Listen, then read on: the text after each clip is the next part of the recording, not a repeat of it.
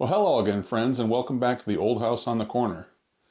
As mentioned in our last upload for our Scotland road trip series, today we're going to be visiting a location where we're going to take you along in another walkthrough. The photos and video footage that you'll be seeing today were taken on the morning of May 10th, which was the start of our 7th day in Scotland out of our 2-week road trip. To begin with, we'll be visiting the small town of Kilmartin in Argyll. We're going to take a look at some historic grave slabs that are several hundred years old, some of them used by past Campbells.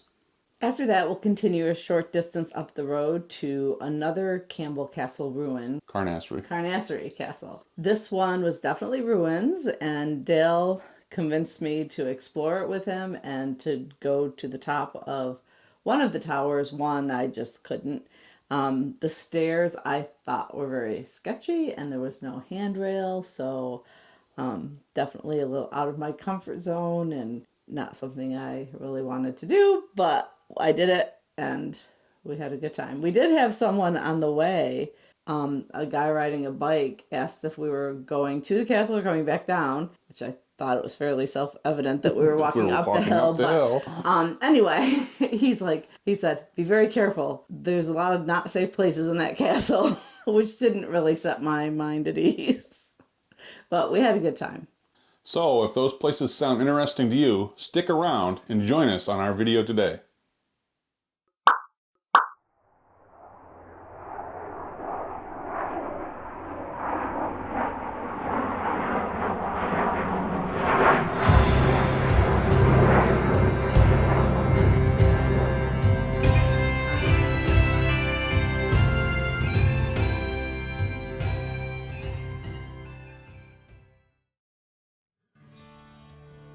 We left our Airbnb accommodations this morning with a very nice view of beautiful Loch Fyne.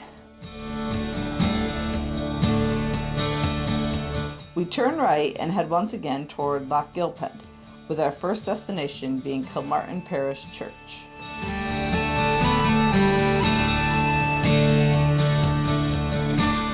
For those of you who might be wondering, the name comes from the fact that this small town sits at the head of Loch Gilp, which is this little thumb off of Loch Fyne.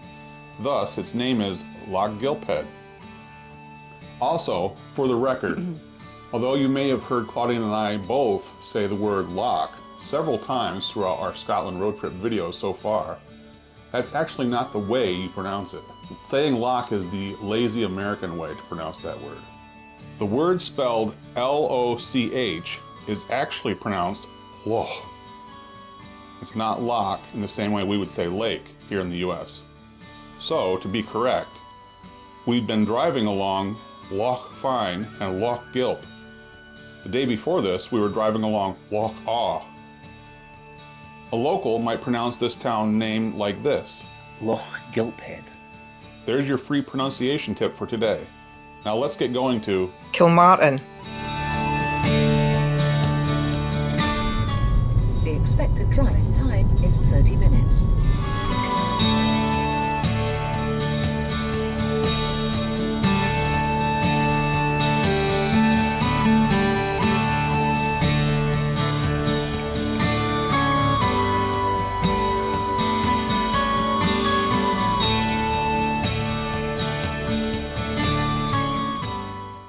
Here we find ourselves is something that we'd come across a number of times while on our trip. Although the approach to a town or village may be a 2-lane road, as the A83 is for most of its length, there were times when the road through a town, which was likely founded in earlier days before the use of vehicles, was much narrower and only allowed a single lane of traffic. Traffic on this single lane may or may not be controlled by a traffic light. Thankfully, this was one that was. We didn't have long to wait before we were on our way again.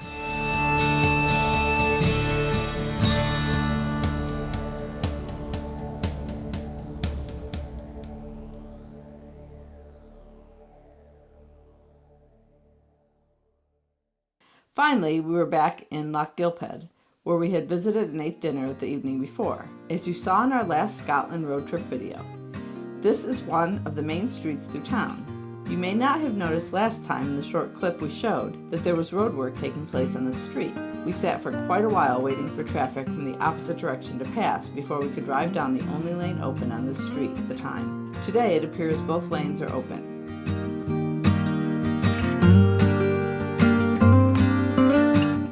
However, one lane is still blocked for traffic ahead because somebody, likely a tourist, has parked in a spot where this red bus needed to park, so it couldn't get fully out of the street.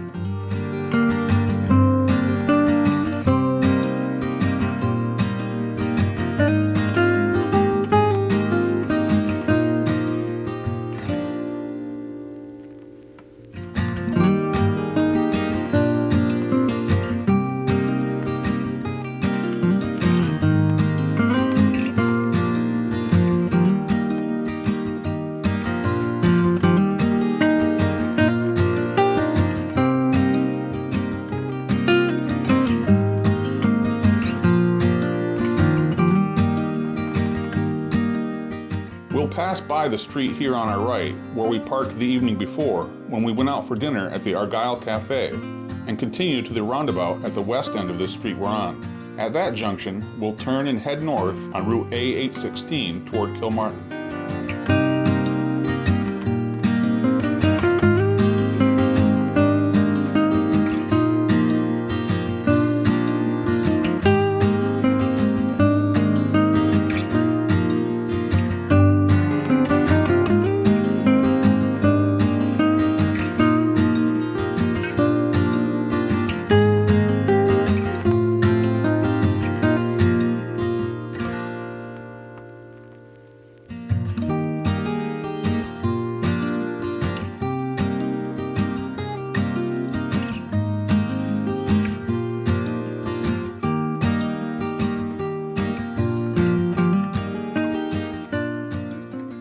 After just about a 30-minute drive from our Airbnb, we arrive in the little town of Kilmartin. You can see the bell tower of the Kilmartin Parish Church up ahead. You will arrive at your destination in 200 yards on the right.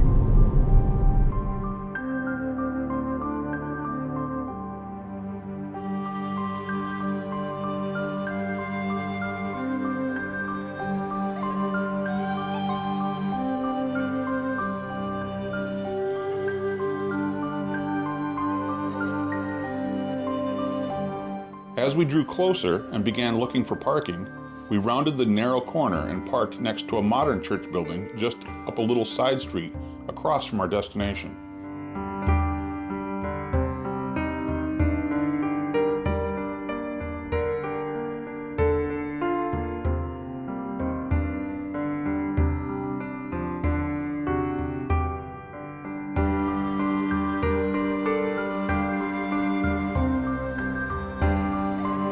Then walked over to the Kilmartin Parish Church from there.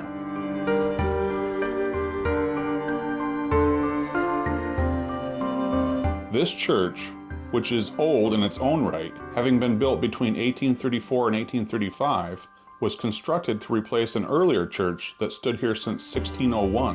And that 1601 church was likely built to replace an older church yet, as there are grave slabs here in this cemetery that date back to the 1300s.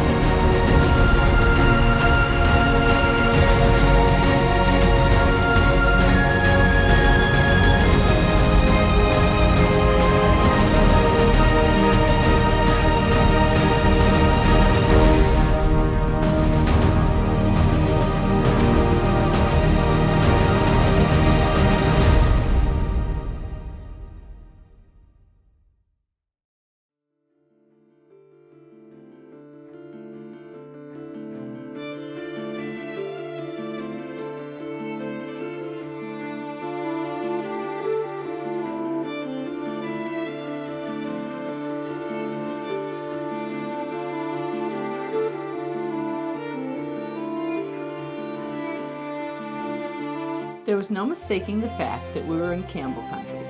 Just a short walk around only a portion of this cemetery revealed these headstones.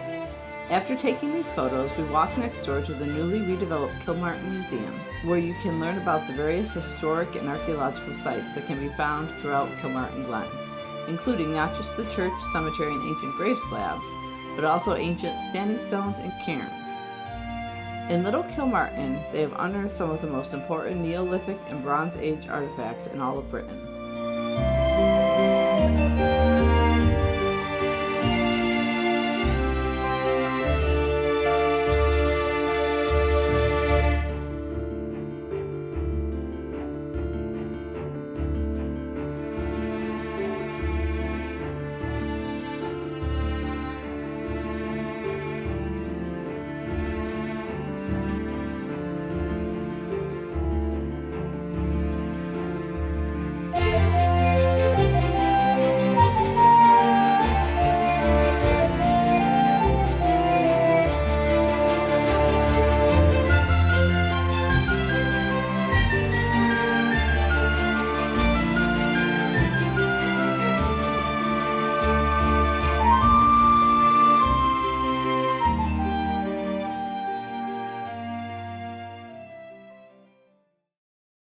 We didn't visit any of the standing stones or cairns, as they weren't something we were interested in.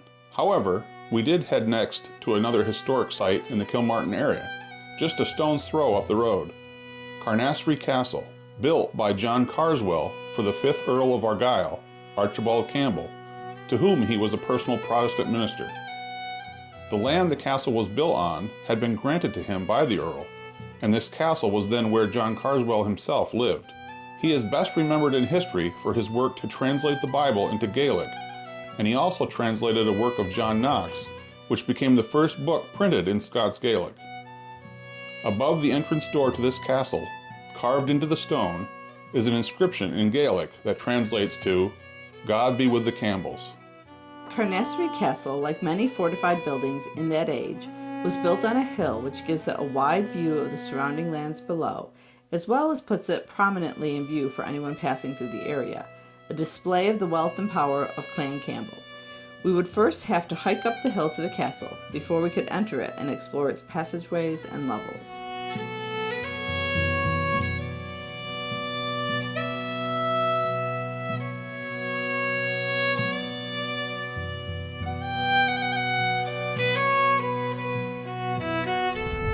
Well, we've managed to hike to the top of this hill to Carnasserie Castle, albeit with some huffing and puffing on my part, but we're here and about ready to go in.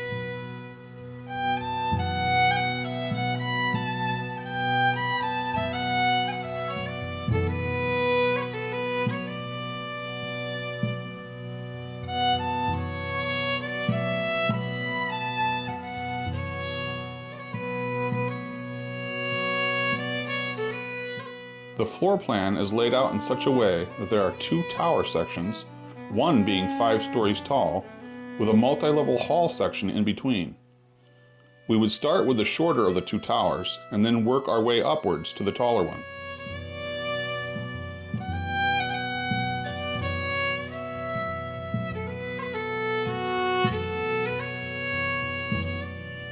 Come with us as we step inside for a look around.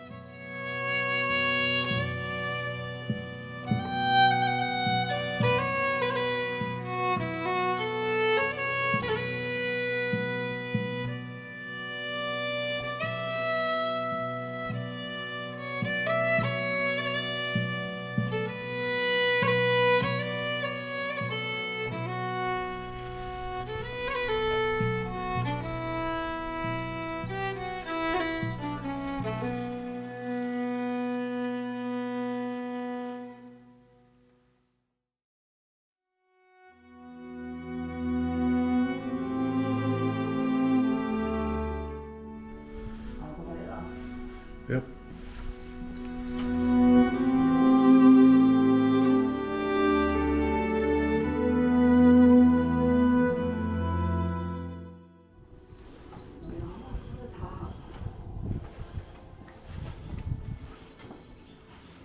No.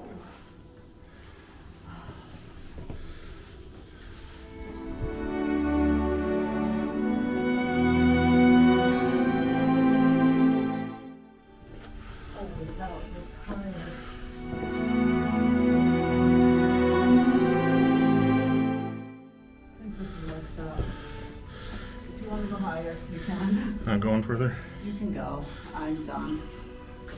Not a fan of heights.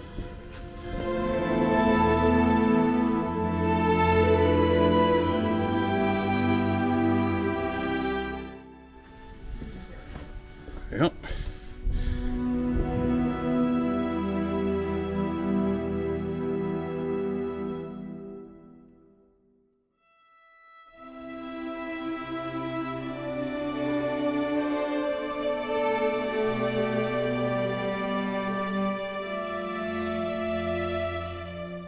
Yeah, this tower is not as high as the tower house.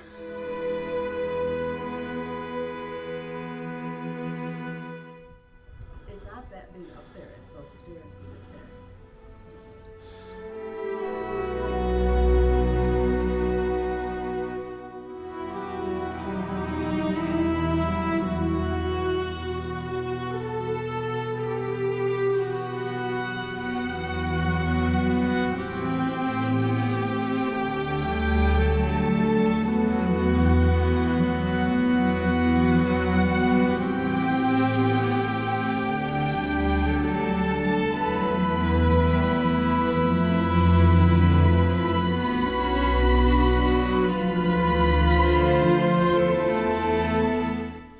It's not an ensuite, just a closet.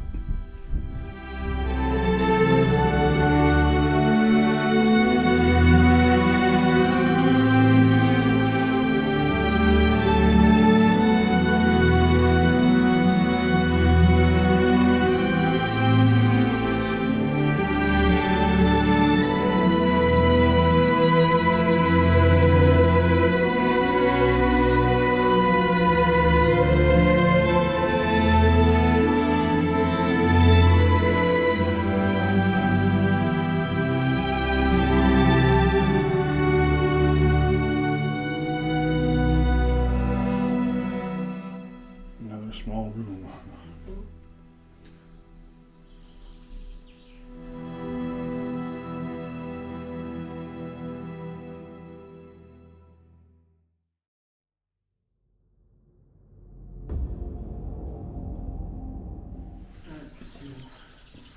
If you were here on a cloudy day, Yeah. have to turn on the fire stairs.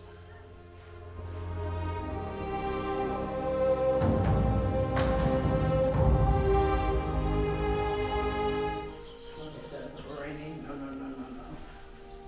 These were wet, I can imagine how treacherous they'd be.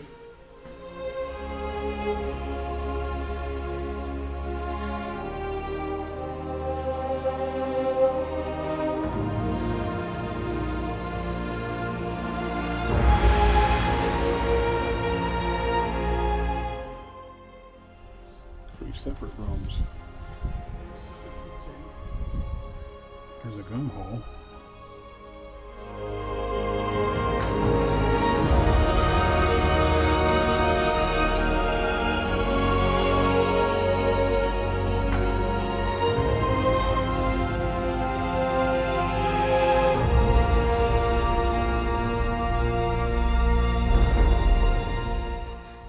Big kitchen fireplace.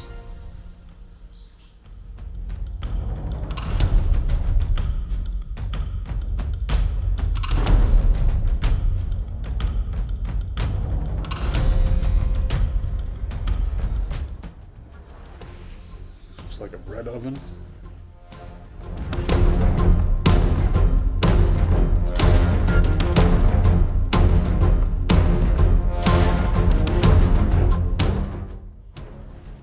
That has like a little drain going outside. Must be they dumped some kind of liquid out there, right?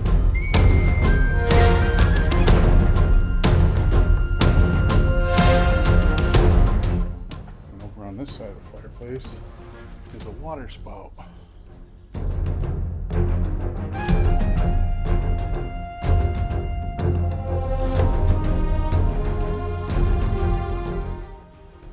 Second room they believe to be a larder.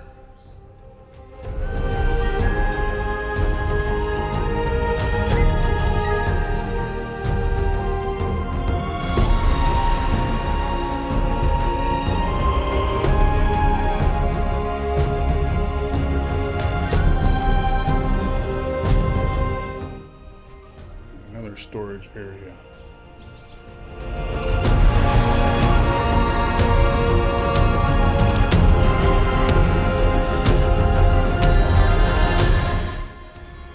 See the location of a fireplace on a previous floor that used to be there. And the indentation in the rock where the roof used to line up.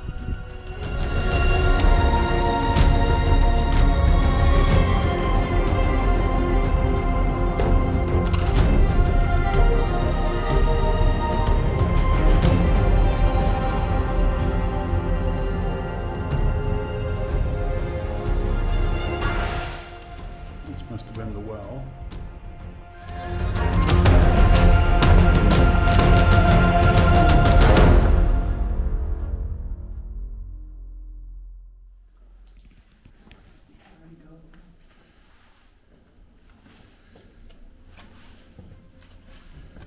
Pray for us as we ascend another staircase. You think nobody would fit on these stairs, but mine don't. There's no years are gonna be fearful.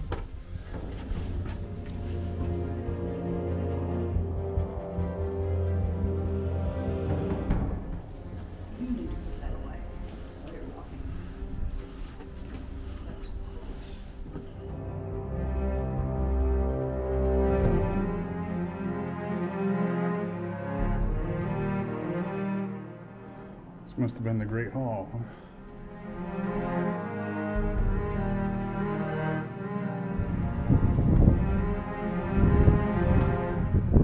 So we're a floor above the cellar. And then there's another floor, and another floor, and another floor, and then a top floor with a roof on.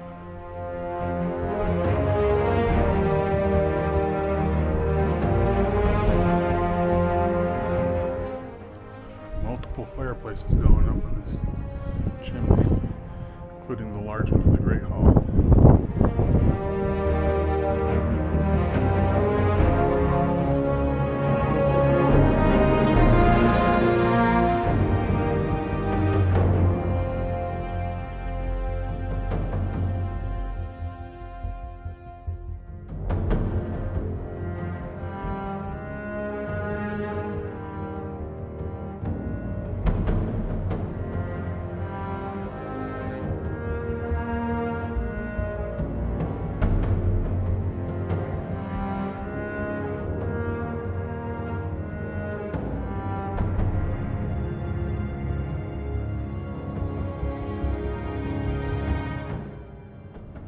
Modern facilities.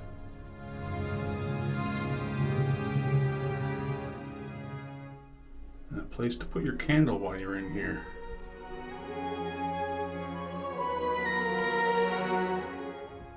Need both hands, put that away.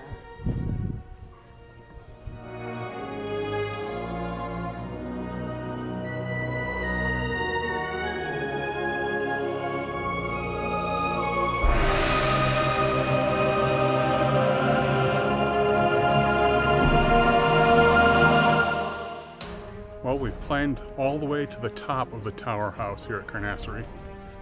Now we're walking around the outer edge.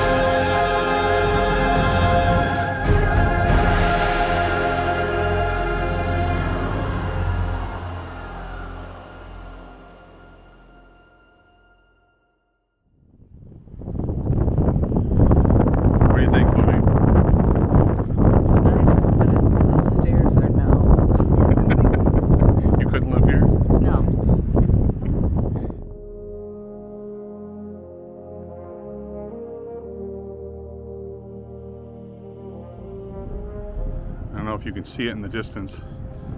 Way down there is the car park where we are parked. There's a caravan you can see there. You see the roof of the house just this side of the car park. That's where we started. We walked up the hill, followed the path, and now we've climbed to the top of the castle.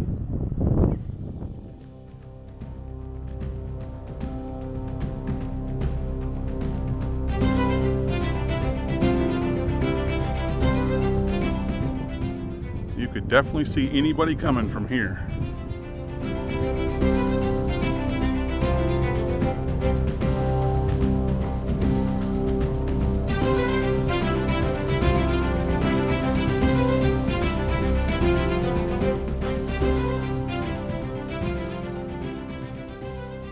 I could kick myself for not getting my drone in the air more often than I did. I actually ended up only doing it one time through our entire 2-week trip. And I meant to do it a lot more times, but we were so busy looking at stuff and driving different places and just enjoying the scenery and visiting the sites that I never really pushed myself to do it, even though I got a UK operator's number and had plans to do so. I really wish I had flown the drone more often, because this was one of the places that probably would have been a good site. Most of the time we were there at the castle, we were there alone, and it was beautiful weather. It would have been a great place to get the drone in the air and take some shots. So unfortunately, we don't have any of that, but thanks to the kindness of Stuart Pearson from Point and Shoot Pics in England, by his permission, here are some clips from his video and his visit to Carnasserie on a day of similar weather, and you can take a look at what I might have been able to capture if I had gotten my drone in the air, like he did. A link to his YouTube channel and Instagram account are down below in the description box.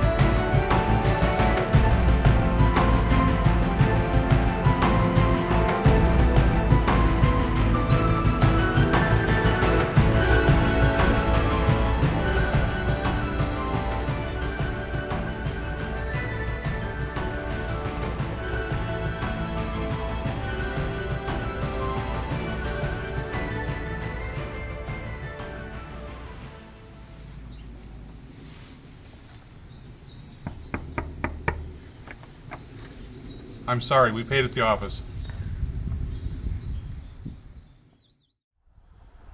Well, thanks for going with us to Carnasserie Castle. We're going to head back down the hill now and get to our car. After our visit to Carnasserie Castle, we headed back south to Kilmartin and stopped for a quick lunch at the Kilmartin Hotel, an historic building in its own right, having been built in the 1800s.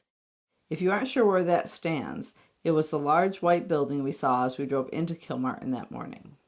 All in all, our visit to Carnasserie Castle in Kilmartin were a good start to our day, and we enjoyed it very much despite the sketchy stairs. So if you enjoyed watching the video that we just shared with you, please remember to give us a thumbs up. And remember to click on the red subscribe button and click on the bell for notifications if you haven't yet become a member of our YouTube family. We'd love to have you along. We'll see you the next time you stop by the old house on the corner.